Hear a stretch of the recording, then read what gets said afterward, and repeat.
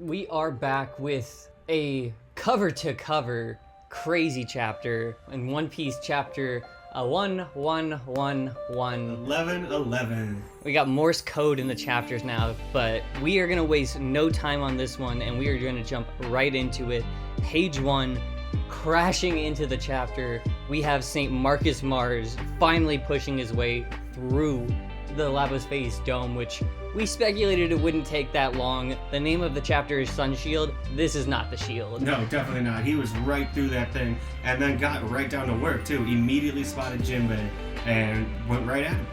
And everyone's talking about how much hockey these guys are pushing off, and it's not really surprising that wherever they go, people are immediately turning heads. We've seen it with Lucci's tail, and now we're seeing it more up close with Mars and this long serpent body of the Itsumade.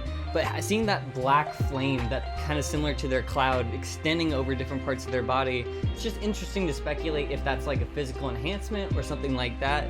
Or we're just gonna have to wait and see more, and if it's consistent across other people.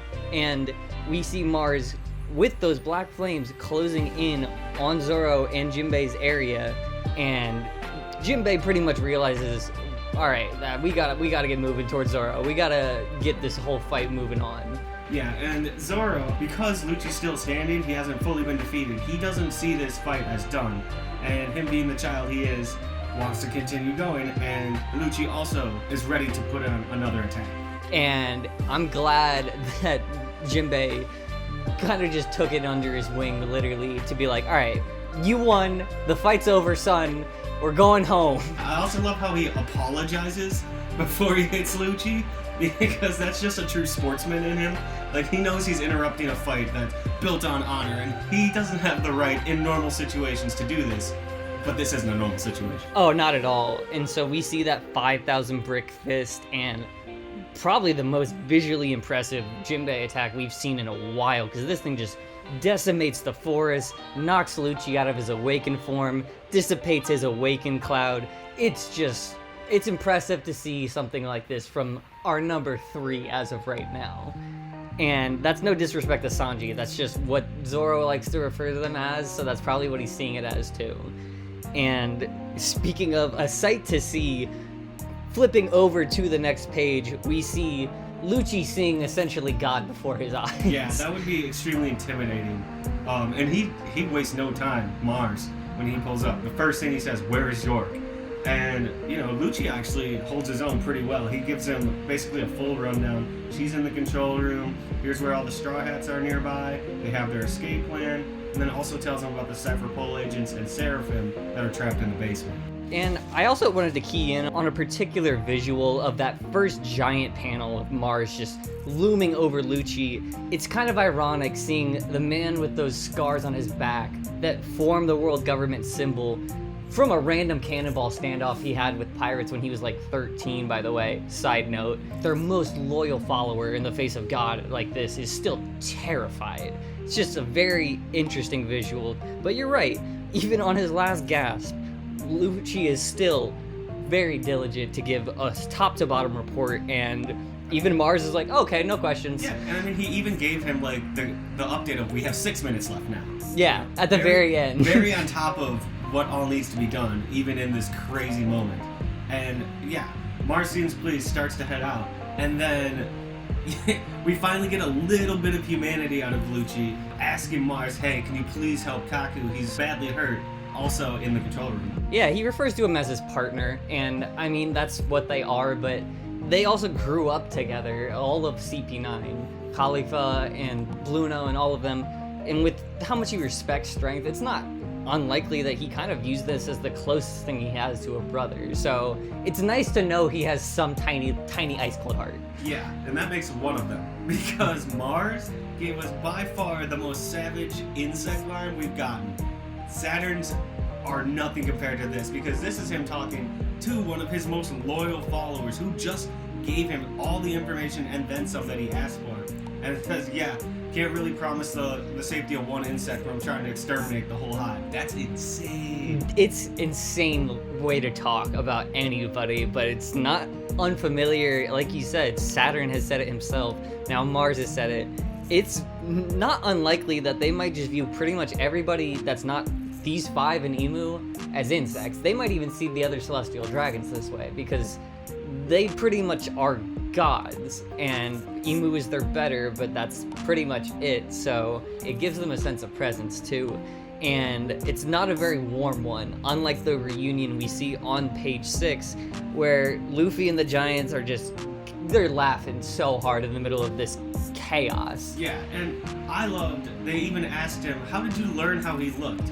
And then Luffy just doesn't understand what they're talking about. You know, he still has no idea the true weight of his sun god form. Oh, we're totally getting Elbaf sun god lore. There's no denying it at this point. Everything that leaves Dorian Broggy's mouth is more and more revealing, like, oh, everything we know about the sun gods in Elbaf. Okay, so we're just gonna have to wait until we get there. And Saturn and Warcry seemed very shocked by their arrival, but on the flip side, the Giants really didn't seem that fazed by the Gorosei in their yokai forms. They just compared them to other beasts on Elbaf and seemed pretty ready to face them. Yeah, I mean, it's possible they didn't even encounter them. They were notorious over 100 years ago. They talked about how they pillaged and they couldn't be stopped. But they probably just don't care to involve themselves, and I'm sure the Gorosei don't care to put that kind of hassle on their plate. So this could be their first time meeting, and I'm glad that they don't get too long to just kind of sit on that first meeting, because even Luffy tells them, like, hey, we have to go, by the way. We have to escape. All of our friends might die to those guys, because we're fine, but they're not. And that kind of reminds the Giants, like, oh yeah, we talked to Sanji. And then we get that quick map update of everyone's position, which I want to throw in.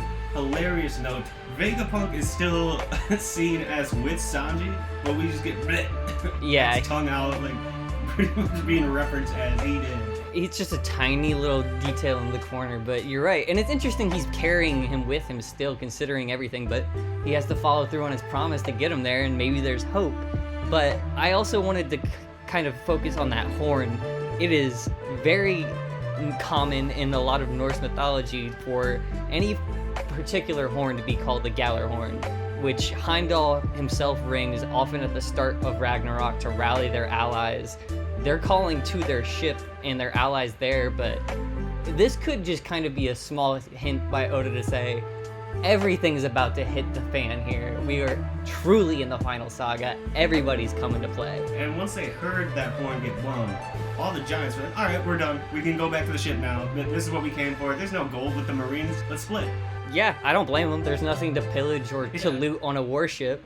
So it's another reason they just don't care to mess with the world government. And you go back to the battlefield again and you see Walkery make a horrible pun, depending on the translation. I had to read that like 3 times. Like, he really just said that. He got his own horn. Old man humor. But he breaks out some impressive Conqueror's hockey as he lets out this roar that just billows throughout the entire island to the ships. Yeah, knocks out a bunch of Marines in the process. Yeah, all the way off the island, and even knocks the features off of Luffy as a character. You can count his sandals, his hat, his eyes, his scars, the awakening cloud. His shirt is the least impressive, but that's gone too. Yeah, I love that panel. I just love, and the cartoony surprise on Broggy's face just brings it all home. That's the same surprise I had when I looked at it. I had to reread it a few times. I'm like, what is happening? Is that a scar? Is that his Akainu scar? His trauma scar? He like puts it back on. And he puts it back on like a sticker later. Oh yeah, that's okay. I don't care what people say about Gear 5 being goofy. The fact that you can just never predict what he's going to do or respond to in any attack now adds a whole unknown element that makes it so fun. And he's not the only one that felt it, because the entire island felt that. Yeah. And they have the entire Gorosei coming at them to follow it up as he's finally piecing himself back together. Yeah, Dorian Broggy step in just as Warcry's reaching them, like really charging at Luffy. And his tusks basically turn into like sword horns. That impressive standoff by Dorian Broggy, Sun Sheath Spaline, the double shield block with their bucklers, incredibly Nordic. They're just not holding back on the Nordic themes at all anymore. And Warcry himself is just, he can't seem to believe what's going on. And he's so flustered. He's like, do you even know what you're doing? Who he is?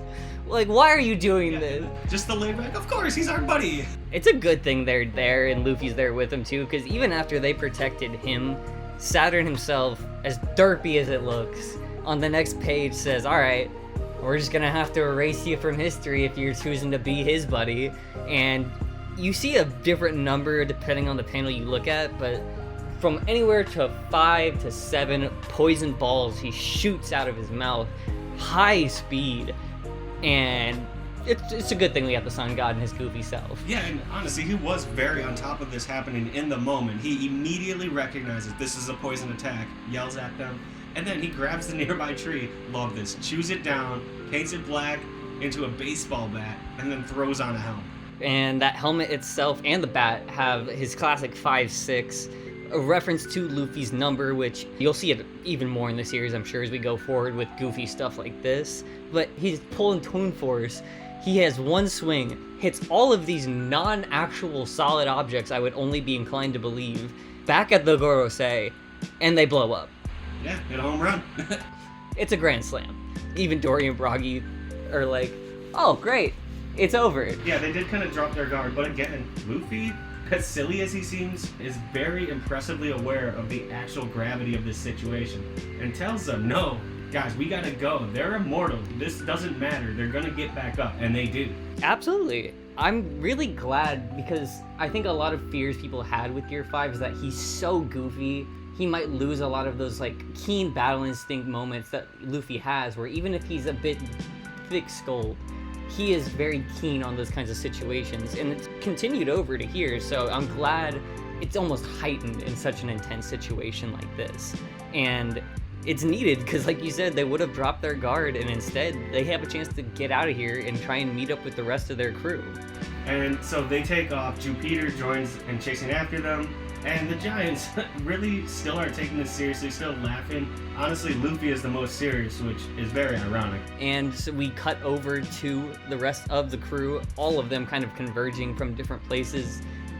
Jinbei just hauling ass on the ground, kicking up dust behind him, and waiting for them at the Thousand Sunny. We see Chin's boy, Red King, Guillotine, and what looks like Pomsky too. So 3 of the kind of vice admirals we haven't actually had a chance to key in on.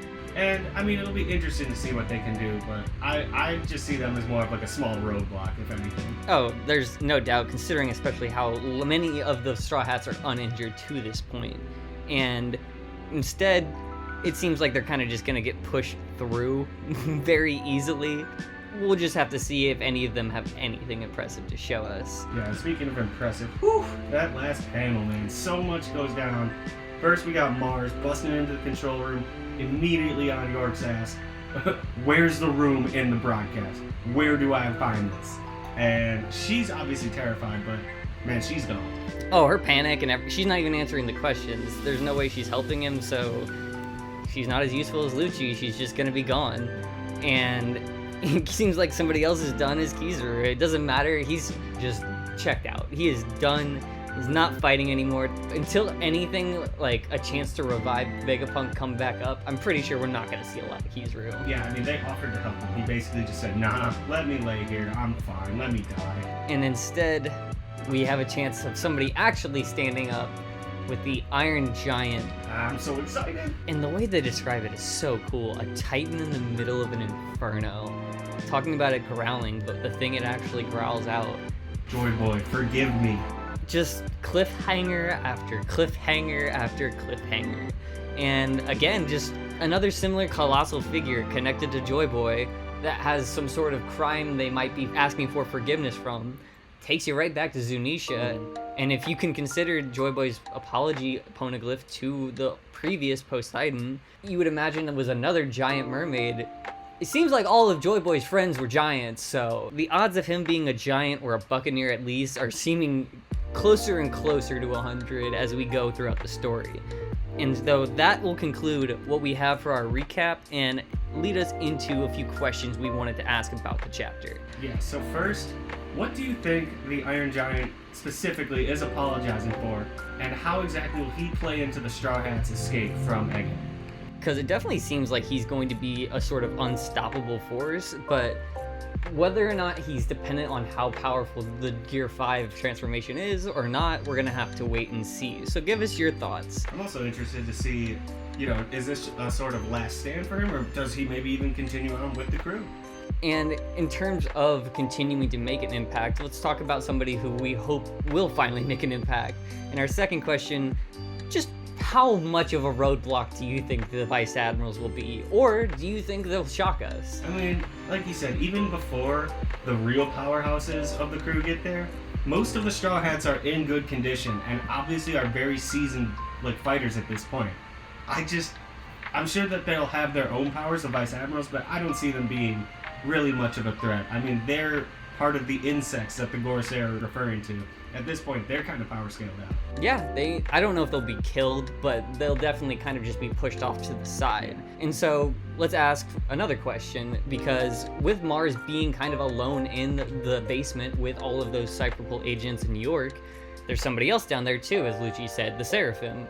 And as you and I were going back and forth about, if they're trying to hold back the technology from advancing, and they're so committed on kind of wiping all of this, it's worth speculating as to whether or not they would just go full clean slate and even wipe out things like the Seraphim. Yeah, because at first it was like, okay, they're going to unleash them. But the more I thought about it, it's like, well, they kind of already let them down. And, well, they're not the same as the Pacifista. They might just not want to take the risk of anything that Vegapunk's had a hand in created. He said he was trying to exterminate the whole hive. They might be a part of it. That's very true. And as for the last Gorosei, who we don't actually get a chance to really see much of in this chapter, for our final question, do we think that Venus Juro is going to re-enter the fray, kind of chasing after the Giants and Luffy?